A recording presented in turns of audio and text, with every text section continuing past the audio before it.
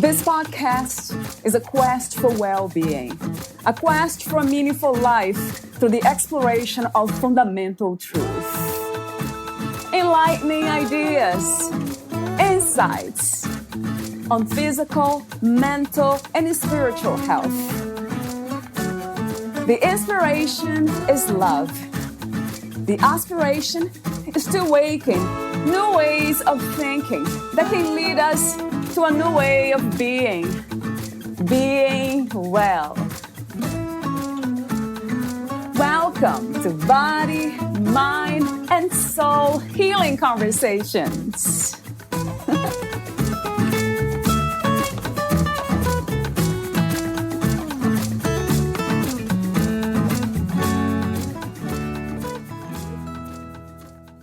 Some of us live with great psychological freedom, at ease and with joy. For many, however, it is not easy being human.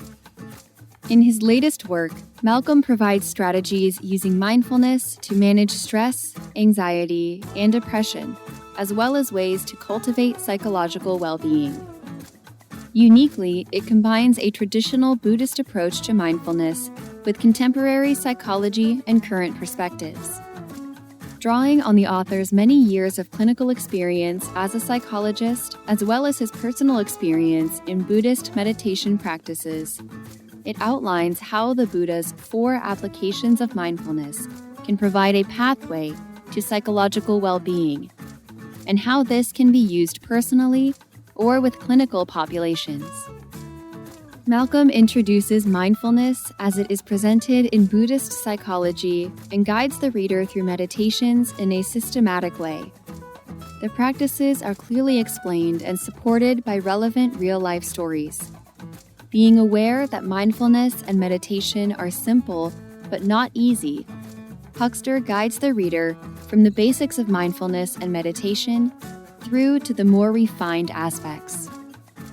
He provides a variety of different exercises and guided meditations so that individuals are able to access what suits them. His book is aimed at anyone who wishes to use mindfulness practices for psychological freedom. It provides insight and clarity into the clinical and general applications of Buddhist mindfulness and will be of interest to mental health practitioners, students of mindfulness, professional mindfulness coaches and trainers, researchers and academics wishing to understand Buddhist mindfulness, and the general public. Valeria Tellez interviews Malcolm Huxter, the author of Healing the Heart and Mind with Mindfulness, Ancient Path, Present Moment. Malcolm is an Australian clinical psychologist and teacher of Buddhist meditation. He has been teaching mindfulness and related practices such as loving kindness and compassion to clinical populations, clinicians, and the public for nearly 30 years. Malcolm originally learned these practices as a Buddhist monk in Thailand in the late 1970s. Mal has written several mindfulness-based workbooks, published in psychology journals and magazines, and his greatest work, the book that we are discussing, was released in 2016. He works in private practice and regularly teaches on courses, workshops, and retreats. He is a loving partner, proud dad of 3 adult sons, and a doting granddad. He currently lives and practices on the north coast of New South Wales, Australia. Meet Malcolm at malhuxter.com. Here is the interview with Malcolm Huxter.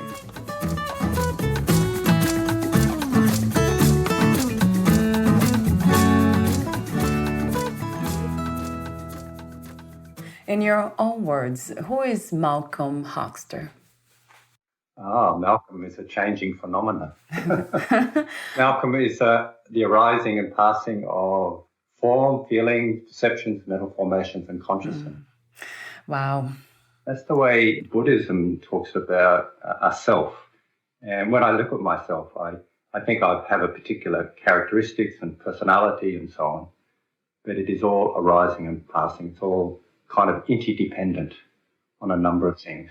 So it always changes. What is consciousness? Is that connected, or our consciousness, thoughts?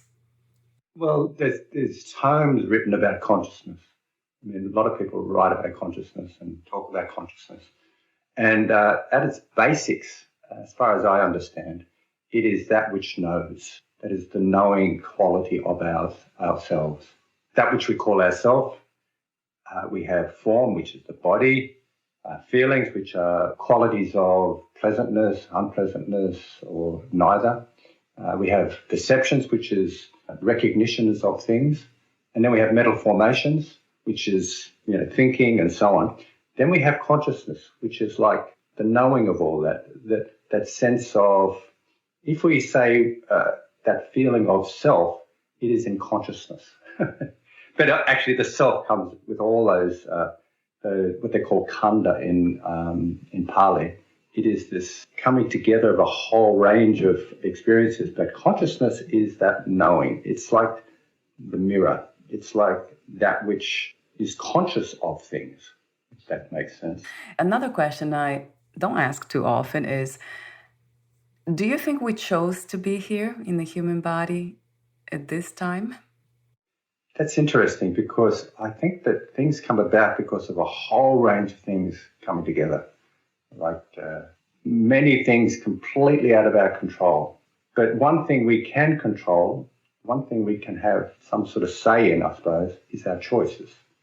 Like we choose, depending on what happens, we make a choice. We make an intention to do something or not do something. And so in many respects, I guess you could say we choose to be here, but it's not like a conscious choice. It's just like the coming together of experiences in the past that have come together and presented a particular possibility, and then we make a kind of an inclination to go towards that possibility depending upon the things that have happened in the past. So it's a choice in some respects. So yes, I guess it is a bit of a choice to be in a human body. But, I don't think it's a conscious choice for most people. Yeah, when we speak about did we choose to be here? Did I choose to be here? And then you have to question the I. Who is the I that's choosing? Which is another, interesting question to ask. It is. The I that is here choosing, I mean, there is, from a Buddhist perspective, there is no independent, autonomous I.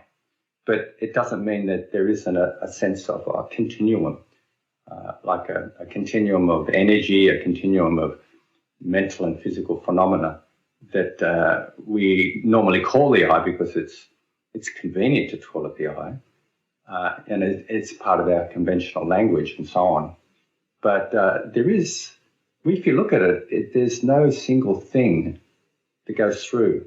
There's no. It's like this cause-effect relationships of energy, if you want to think of it like that. It's just this continuum of experiencing an experience that comes through, and we, for convenience sake, we call it an I. But in fact, there's nothing solid and lasting there.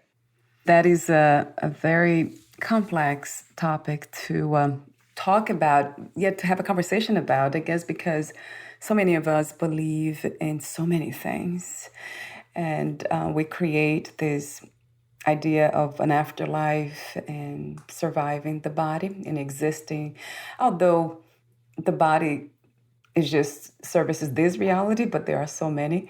So we might be, perhaps I shouldn't get into this topic. Different realities, But yeah, it's about, I haven't died yet, so I'm not Right. completely certain about what happens with dying, other than to say that I've been living and dying moment to moment throughout my whole, I'm nearly 65 years old now. So for that whole time, I've been living and dying every moment. It's like one moment arises, the next moment, and it passes away, and then the next moment arises, and it passes away.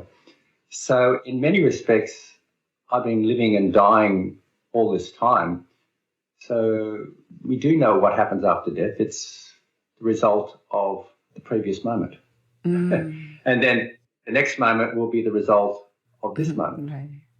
So this is one thing leading to another, leading to another. So there is a sense of knowing what happens after death. So it is now what happens after death. What is freedom to you, Malcolm? What is to be free, finally? I think freedom is to not crave, not want, not grasp onto things. Because everything's changing, to the extent that we grasp onto things that change, to that extent we will have suffering. So if we let go of things that are changing and let them change, not grasp onto them and identify with them and become something around them, then that's freedom. That doesn't sound so easy to do or simple. No, right? no, it's very hard. It's very hard. I'm certainly not. I still cling to things. I know that. I know that I cling to things because I know I still have suffering. In Pali, it's a term called dukkha. Dukkha means an ill-fitting axle in a wheel. That's what it literally means. Duk means wrong and kat means wheel. And so dukkha means suffering. It's often translated as suffering, but it's probably best understood as unsatisfactoriness. When I was a monk many, many years ago, we used to do chanting. We used to do a lot of chanting, and we would regularly chant what dukkha was. And it was difficulties associated with birth, aging, sickness, and death. Pain, that includes emotional pain, grief, lamentation, and despair. Not getting what you want, getting what you don't want, and being parted from that which is dear to you. And in fact, clinging to a sense of self that is lasting and permanent is dukkha.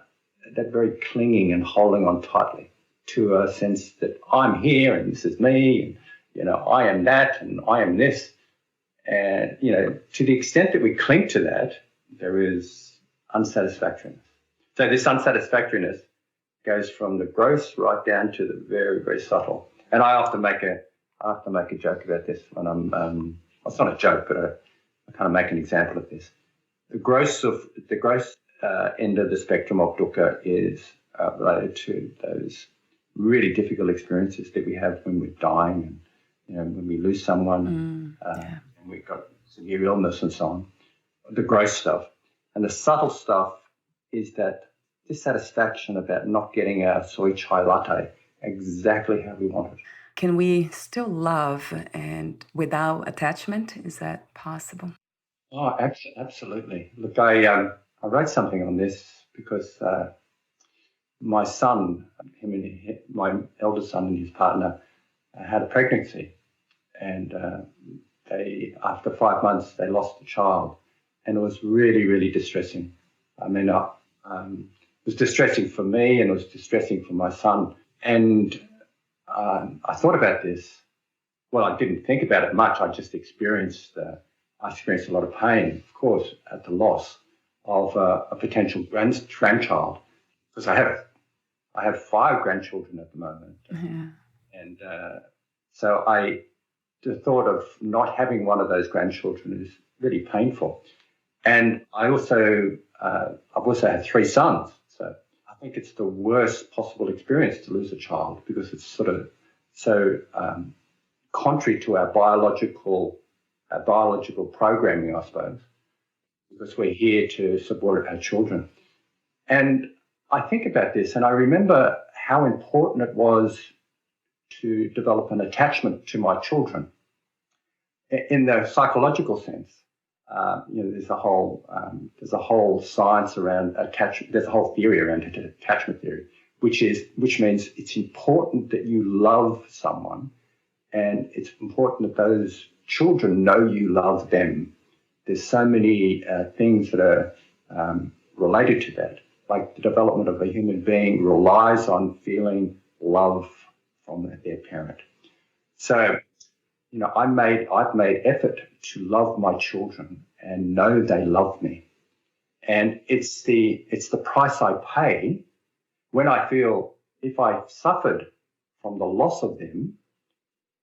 It is the price I'm willing to pay, because it's so important for me to have a sense of, have that love for them, have them know that I love them and I care for them and I'm here to protect them and so on.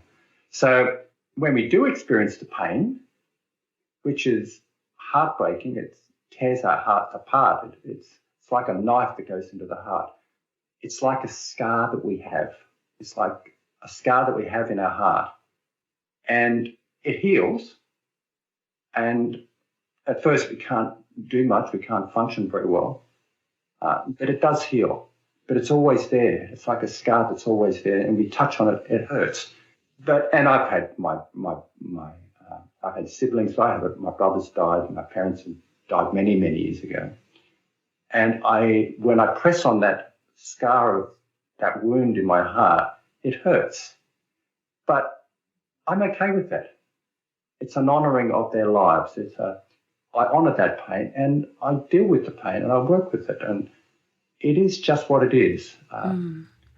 It's the price I pay for the love that I have for my parents and my brother and all beings, really. So that's something about grief, I think.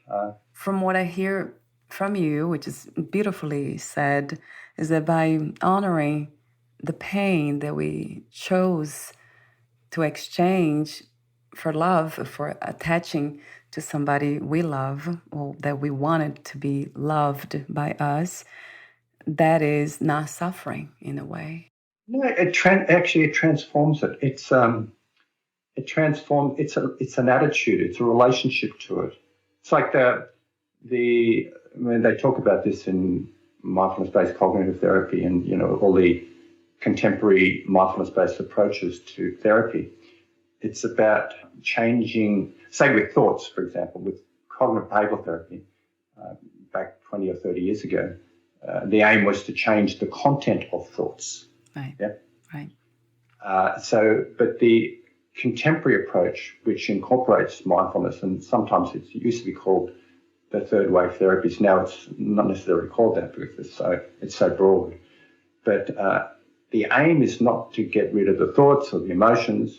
It's not really about changing the content of your thoughts. It's about changing the relationship to one of openness and love, I suppose, or loving kindness or benevolence and compassion.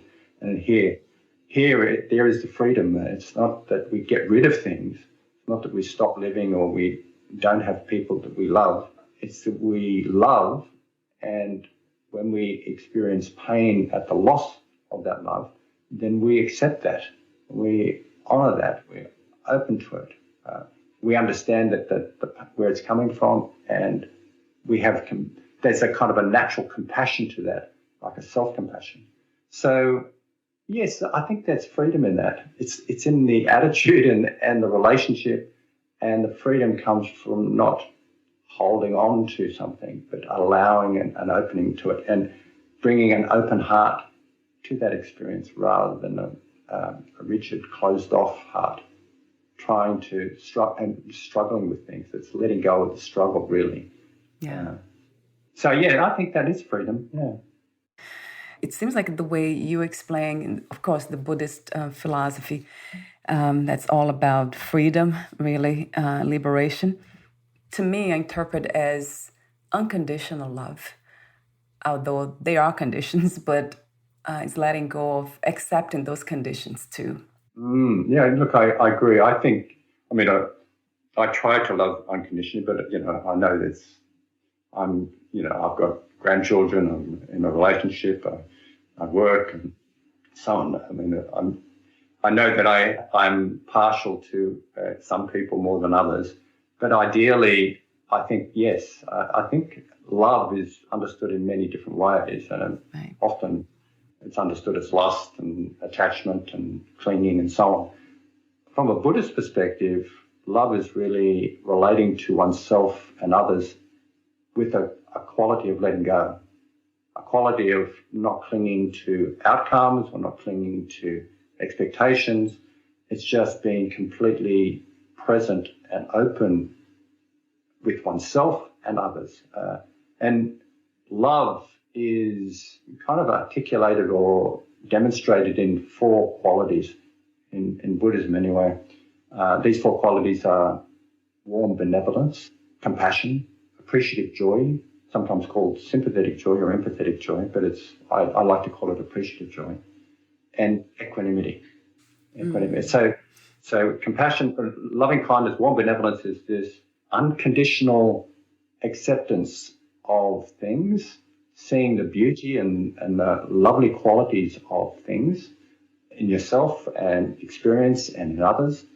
And it's an aspiration for happiness. It's a light heart thing. Compassion is this sensitivity to suffering and the wish to alleviate it. So it's a different quality than loving kindness. But warm benevolence is also called metta, or loving kindness is usually called loving kindness. But I call it benevolence because the word love has so many different connotations about it. So there's compassion, which is the sensitivity to suffering and a commitment to alleviate it. So these, at their pure ends, their genuine ends, these are unconditional. Appreciative joy is having the joy of witnessing and realizing wholesome qualities, like seeing it in another, or seeing it in oneself, appreciating. It's like gratitude. I think gratitude and appreciative joy are sort of cousins or almost the same thing. It's like this joy that arises, this heartfelt joy and openness that arises when you see someone who has wonderful virtues, lovely qualities, or they succeed in many things. And it's also that related to yourself. It's a sense of gratitude for yourself. Okay. It's an opening up to your own good qualities rather than denying these things or being cynical about them. We just open to these qualities. And equanimity is really cool, and it's really needed. Equanimity is the balancing of all these. So equanimity is this steadiness and unshaken quality of mind. And in relationships, there's many different ways of describing equanimity. But in relationships and in terms of love, it is the understanding that each and every individual is on their own life trajectory. That no matter what you do, you can't change that individual. They have to change from within themselves. So it's a deep acceptance of the way we are, and it's a deep acceptance of the way others are. And acceptance here means willingness to be with and experience things. So equanimity is the balancing component of all these qualities. They actually balance each other. But that whole, loving kindness or warm benevolence, compassion, appreciative joy, equanimity is the manifestation of unconditional love. So I think you're right. I think he said this. I think unconditional love is possible, and it comes from an enlightened mind, and it's the way we relate to ourselves and others when we no longer cling to anything. We're no longer holding on to things that can't be held on to, including ourselves, and we relate to the world. That's the way we relate to the world, others and ourselves. We relate with loving kindness, compassion, appreciative joy, and equanimity, a kind of an unconditional love. So, the feeling that arises is really of liberation, though. For the practice of these qualities that you just mentioned that are connected to unconditional love. Yeah, it's knowing that you're free. Wow. Yeah, can I make a point on that? I mean, when you asked me about what the self is and so on earlier in the interview, I was talking from an insight perspective. From an insight perspective, we can be free from, we can see the realities of the nature of self, and it's, from a Buddhist perspective, it's called anatta, or not self, meaning that we're not this and we're not that. We're not limited by a construct that we make about ourselves. Okay, so that's sort of insightful. It's kind of, you could say it's intellectual in some respects, but it's more than intellectual. It's this seeing clearly. So we have freedom in that respect. But if we come to the other perspective, like if we come from a perspective of love, for example, like experiencing compassion, appreciative joy, equanimity, and metta, or loving kindness, we have liberation from a heartfelt perspective. It's like we're manifesting it not necessarily through our insights, but through our experience of connection. So it's a beautiful way of thinking about this. Freedom from the heart. Coming from the heart and freedom within the heart. It's so lovely. So, what was the inspiration and also the intention of writing your book, Healing the Heart and Mind with Mindfulness, Ancient Path, Present Moment? Oh, what's my intention? I think that healing the heart, that's, I actually started to run programs probably about 30 years ago. Oh, not 30 years ago. Yes, 30 years ago. I was a psychologist. I've been a psychologist for 30 years. I started running programs, and it started off with just awareness programs, and it developed into mindfulness programs, and then it included mindfulness from the 4 heart qualities, which are loving kindness and compassion and appreciation and equanimity. And so every time I ran a group, I used to write some notes, and then I kept writing, and I kept getting bigger and bigger and bigger. So, and when I worked in community mental health services, and I've worked in those services for like 20 years, I wrote particular programs for particular presentations. Like I wrote programs for people suffering with bipolar disorder and people suffering with panic, people suffering with something called generalized anxiety disorder and depression and so on. So I kept writing these workbooks, and then I thought these are really helpful, so let's publish them. And I realized that I couldn't publish all these workbooks because there's I have about 5 or 6 of them or more. So I decided to write one book. And then as I was writing that book, it just got longer and longer and longer. So I split it in half. The first half is what Healing the Heart and Mindfulness is about. Healing the Heart and Mind with Mindfulness is about. And it's basically about the Buddhist approach to mindfulness. It describes something called the 4 establishments of mindfulness, which are body, feelings, mind, and phenomena, basically. So I guess my motivation was to be able to share something that has given me great freedom. And that's been the motivation all along. That's probably the motivation to become a psychologist, because before I was a psychologist, I was a shiatsu massage therapist. I was a body therapist. And it was always that this was in line with my intentions of freedom. It was a way of sharing that freedom and the possibility of not only healing myself but others. So that's my intention with Healing the Heart and Mind with Mindfulness. And it's just about one particular part of the Buddhist teachings and how it relates to common everyday mental health issues, primarily stress, anxiety and depression. And a lot of times I wonder, we use the word calm and peaceful. Do you somehow connect these 2 words to equanimity, or they are completely different?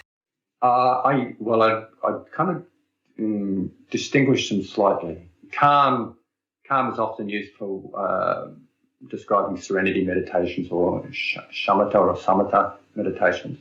Calm is this quality of serenity or tranquility, or usually arises from when our minds become collected and concentrated, when we're cultivating samadhi, when they settle on one thing and the mind just sort of settles and calms. It becomes like a lake that's really clear and still and quiet. So I would describe calm like that. However, the word peace would have calm in it, but I think there's different nuances to it. I would describe peace more along the lines of what happens when we wake up to the nature of things, when we let go of clinging and we are free. And peacefulness would be more aligned with equanimity. Yeah. So calm is very pleasant. Yeah. Equanimity, at its deepest levels, is neither pleasant or unpleasant. It's just very, very peaceful. Yeah. It's just very, very clear and seeing things as they are. It's supremely peaceful. When the Buddha talks about nirvana, or nirvana from a Pali term is nirvana, it is the ultimate peace, supreme peace. And it's interesting because when I talk to my clients, I always ask them what they want by coming to see me. And if I mention the word peace or they mention the word peace, I think, oh yeah, we can go somewhere here. We've got something to work with. We can work with this a long time. And, it's something to aim for. So it's a really good, calm and peace are wonderful qualities. And, but I think they're distinguished and there's different nuances about them. So I would like you to make a comment about how do we let go, but at the same time, without giving up. We need to have meaning in this life.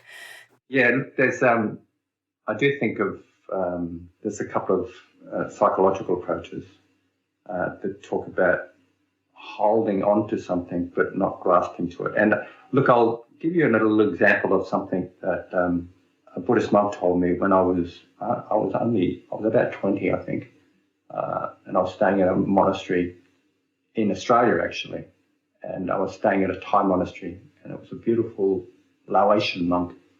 He was talking about happiness, and he said, happiness is like a butterfly. It kind of comes along and it lands in your hand and you can enjoy it. But if you grasp after it, you'll never catch it. And if the butterfly lands in your hand and you put your hands around it, you kill the butterfly. So I think that's a good example of the pain and suffering related to grasping. And that doesn't mean we can't hold the butterfly in our hand and enjoy the beauty of it. So we're kind of holding it with openness, and it's likely that it will fly away. But at that moment, we can be present with that butterfly. Yeah. Is that what you asked? I think you asked the difference between letting go and having goals and so on. So yeah, I'll come back to that having a goal, having a direction. In the Buddha's Eightfold Path, we have right view, right intention, right speech, right action, right livelihood, right effort, right mindfulness, and right concentration. So these 8 factors that work together that lead towards freedom. They're sometimes depicted as spokes on a wheel that turns. So they're connected, they're all interdependent, and they all work towards this. They roll towards ultimate freedom. Right intention is really, really important. When we have a view on something, it's like we have an understanding of how suffering works, even at a relative level, to the extent that we cling on to something we see, to the extent we cling on to the idea that we should be going out with someone, for example. I mean, that's not in my, that's been in long time ago in my experience. Yeah. But to that extent that we cling on to that, we can see that to the extent that we cling on to it, we have suffering. So we make an intention to do something different. Rather than we make an intention that when we have this inclination to cling on to something, hold on to this idea that things should be going this way, then we just make a different intention. We let it go. We kind of release the grasp. We kind of relax a little bit. It's like sitting back and letting it be. And then that follows through with our actions. So then we act in a way that's consistent with our right understanding and our good intentions. So we act with our body, mind, and speech. And in this case, right speech, right action, right livelihood. Livelihood being the way we occupy ourselves, the way we have a living. We act in that way that is reflective of our intentions. So we're intending to act in a particular way, so we act in that way. Then we have the composure. When we act in a way that's consistent with what we really value, what we really feel is an important life direction, and is consistent with our intentions, then we have a mental composure that is able to put forth vigorous effort, like courageous effort. Sometimes it's called courageous effort because it's like turning our attention, turning our energy to something that may be difficult. We may not want to do this. It may be unpleasant. We may not want to turn our attention to something, but it is called courageous for that in that respect. So when we have that mental composure, we turn our energy towards being mindful and then focusing, like mindfulness, meaning remembering to be present, remembering, there's a lovely description of mindfulness, remembering to be attentive, remembering to bring attention to immediate experience with care and discernment. That's by Bhikkhu Bodhi. Lovely Yeah. Fantastic. So we're remembering to be attentive, remembering to be aware, remembering to be attentive. And awareness and attention are slightly different, but there's this quality of remembering.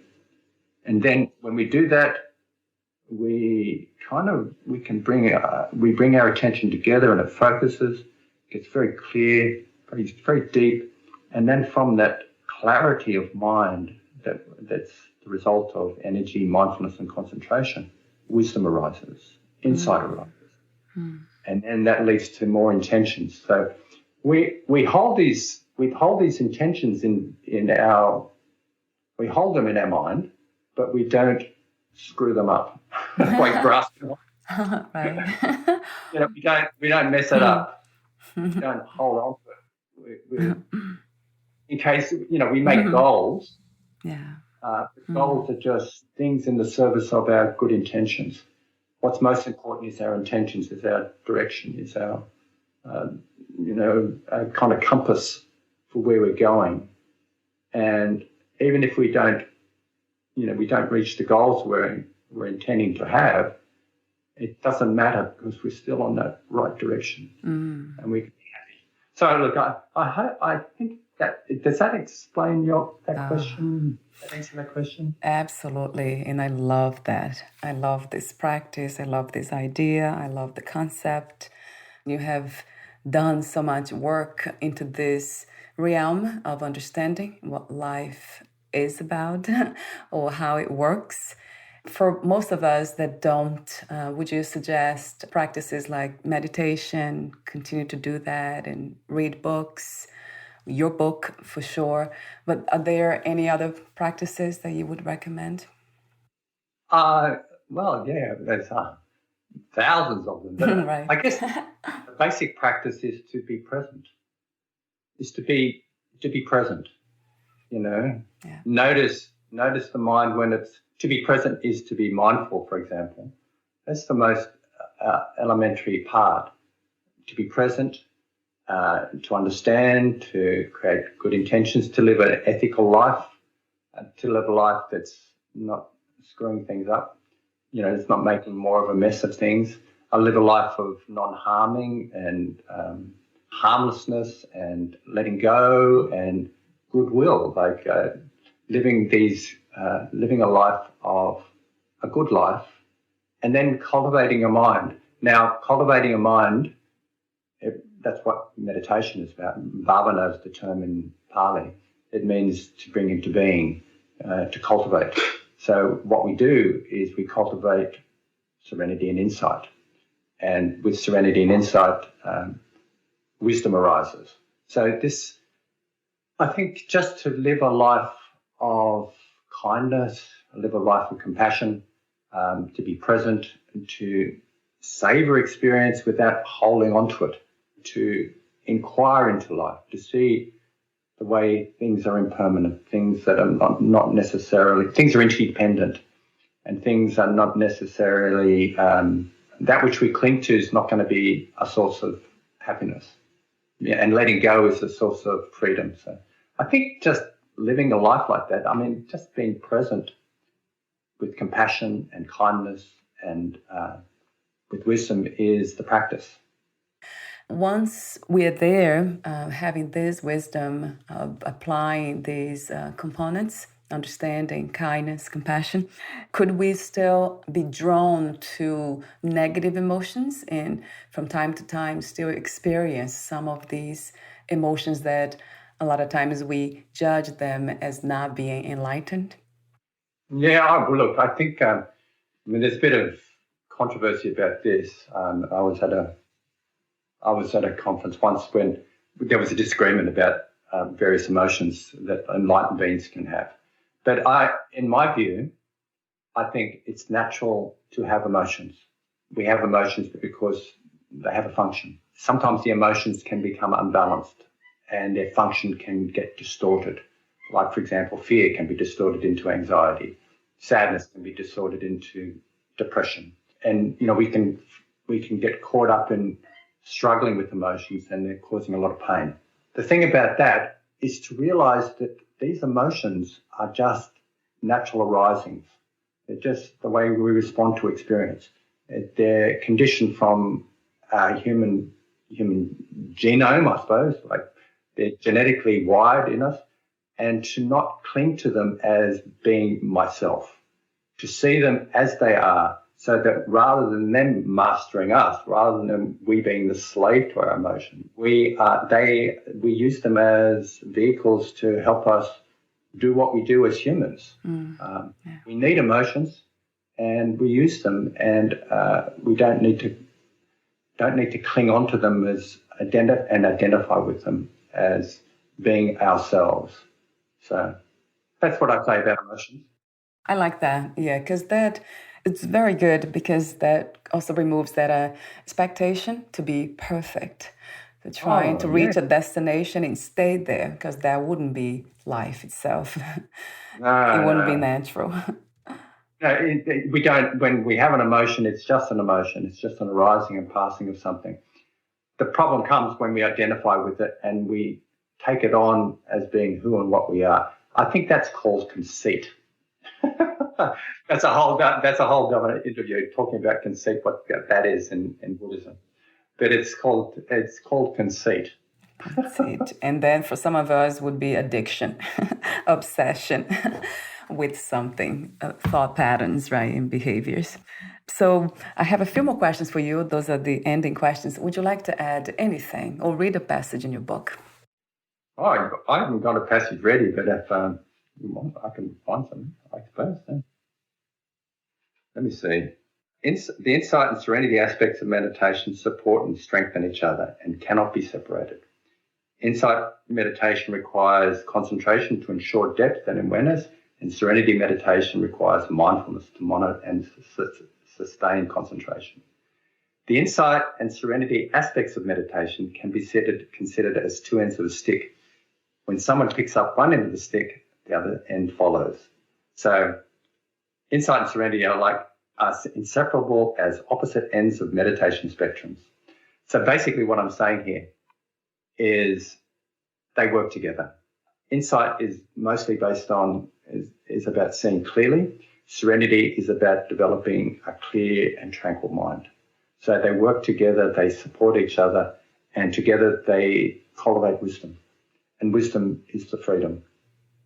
Wisdom has with it compassion. If you knew you would die soon, meaning losing the body, would you make any change in your life or do anything in a different way? I do this meditation every day. You do? I do. Well, most days I contemplate death. Most days. Wow. And sometimes it's, I think about it as my next breath. In my next breath, I could die. So what do? I let go. No, I wouldn't do anything different. I'd be continuing to endeavor to let go and watch when the hindrances to awakening arise and endeavor to let go. And also to cultivate the wholesome. So it's nothing different. I think I will be practicing to cultivate the wholesome and release the unwholesome. And my last question is, what are 3 things about life you know for sure as of now? Life is impermanent. Life is interdependent. And to the extent that we cling to life, to that extent we suffer. Thank you so much for your wisdom, your beautiful, peaceful presence, your purpose, and for this reality. Thank you. Thank you. My hands are going together, and I'm giving you a bow if you can't see me. Thank you, Marco. I do have one more question, but this is a technical one. Where can we find more information about you, your books, products, services, and future projects? Okay, so I've got a website, malhuxter.com, or www.malhuxter.com. I'm also on Insight Timer. That's about it, I think. I mean, you could email me if you want, but my email's available on my website. Yeah, there may be other things in the future. People keep trying to get me onto applications and things, but I never get around to it. So Yeah. I've run out of time to put things on Insight Timer, but I often put things up on there. Oh, and I've got a YouTube channel. Yeah. YouTube channel is Mel Huxter, clinical psychologist. Wonderful. And there's quite a few talks on there, but they're hour-long talks. Yeah, I think you're right. They're better when they're short because more people are willing to listen to them. They don't want to put aside an hour. They can more happy to put aside 30 minutes or something. Yeah, it's good to have them either way, right? It's always a very good thing to do. I'll have the links too on your podcast profile. So all those links will be there. Thank you so much again, Malcolm, and we'll talk soon. Yeah. Bye for now.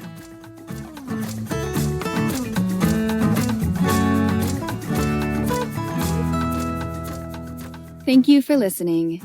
To learn more about Malcolm Huxter and his works, please visit malhuxter.com.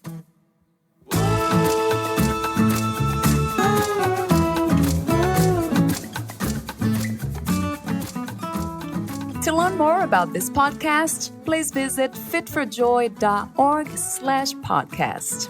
Thank you again for listening, and bye for now.